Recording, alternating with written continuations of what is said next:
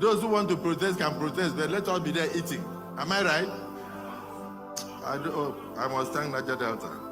How out of touch can Godswill Akpabio be? All that he knows is eat, take, and eat again like a glutton with nothing to show for it.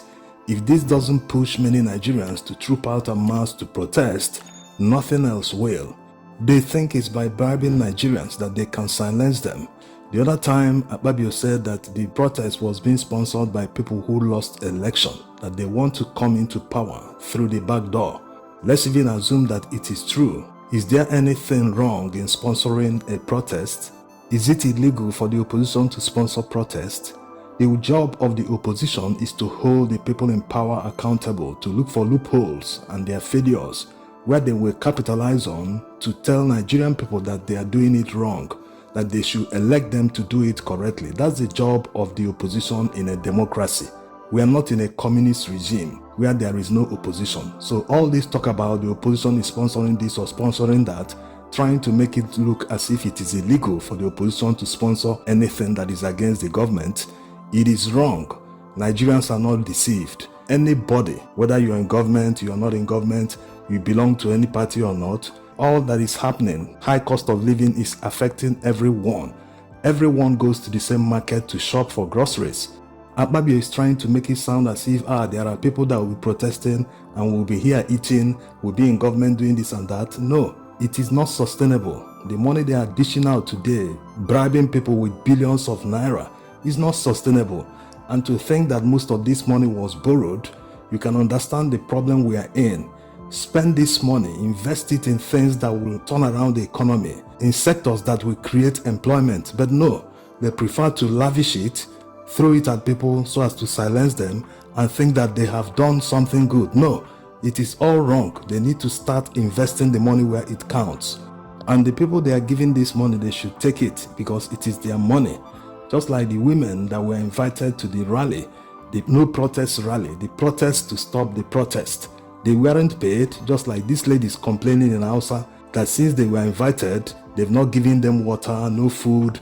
Even the 5,000 they promised them, they haven't paid them the money.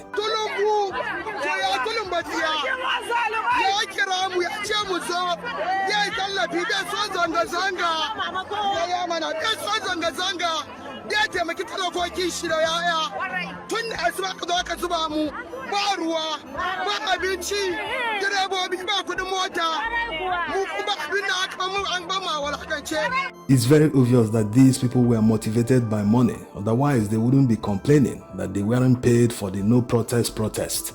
That's why the government has weaponized poverty. Yes, they know that people are poor, they dangle money to their faces, they will do what they tell them to do.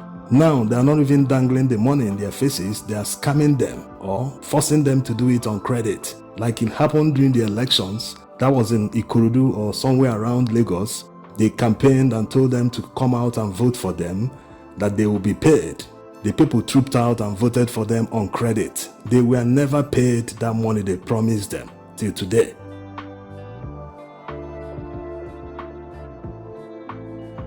So the lessons here are simple. If you truly need that money, when you are offered that money, take that money and go and do what they tell you to do. At the end of the day, do not forget to troop out en masse on the D-Day to demand for good governance, because that's what counts. All these 5,000, 10,000, 20,000, 50,000, they can't even last you for 1 week in today's Nigeria. That's reality. How much is a bag of rice, a bag of beans, a pint of garri? Many food items in the market are beyond reach.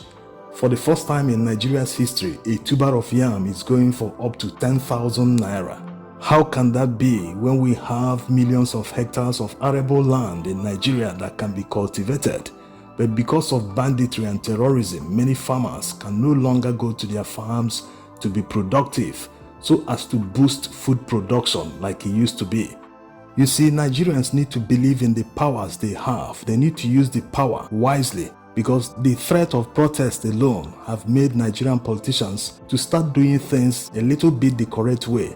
All the money they are doling out today, not that it is the wise way to do it, but at least it wouldn't have happened if Nigerians didn't threaten to go on massive protest.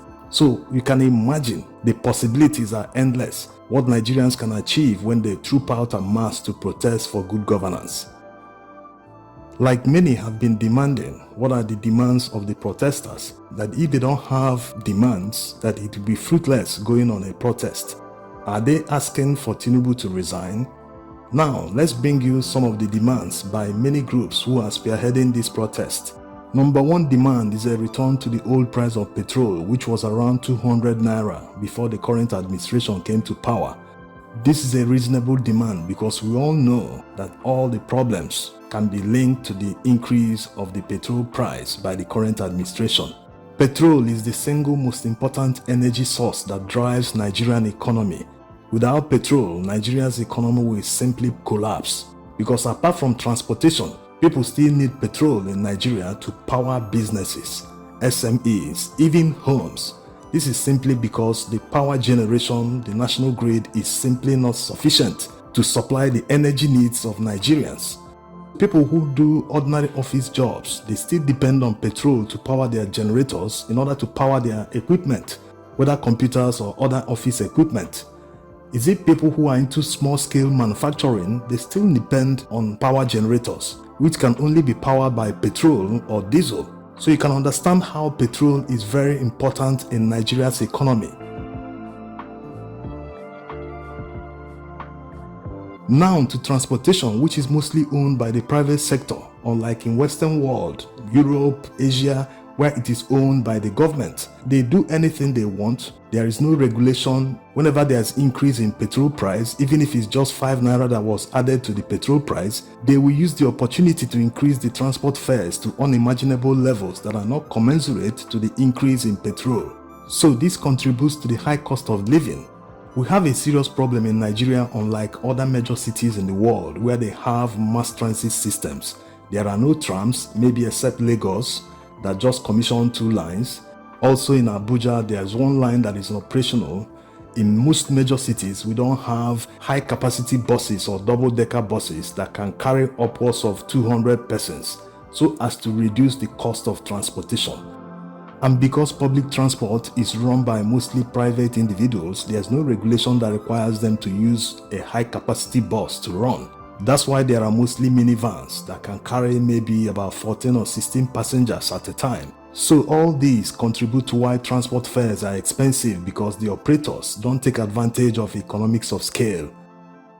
Another major demand is a reversal of the naira devaluation, which effectively means fixing the exchange rate.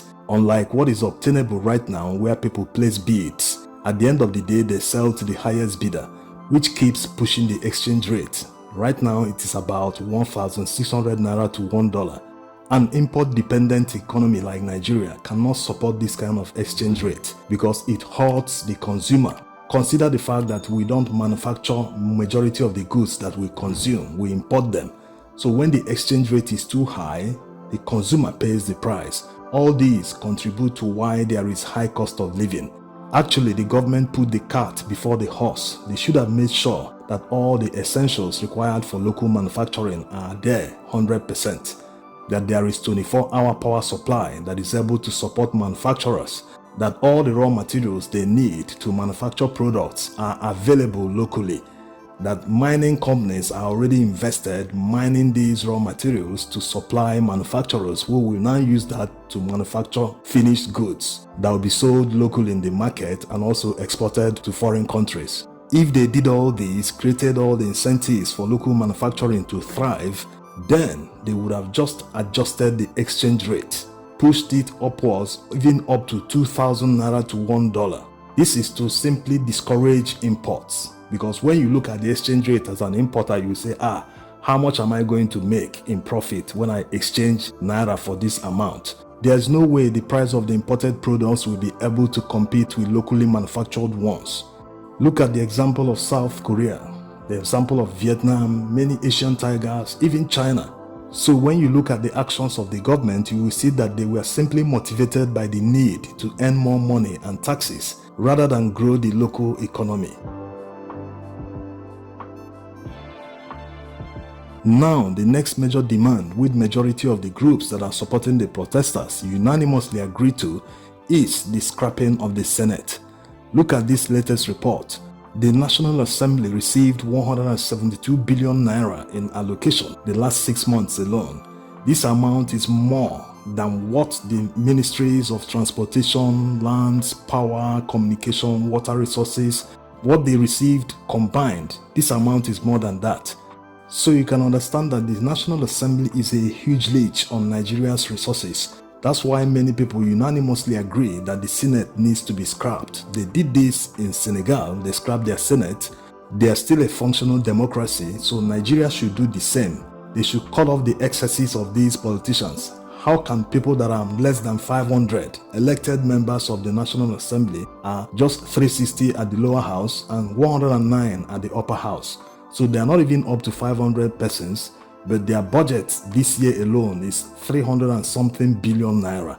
What are they doing with all this? And after scrapping the Senate, they need to abolish constituency projects for the Federal House of Rep members. We are practicing a presidential system of government, not a parliamentary one.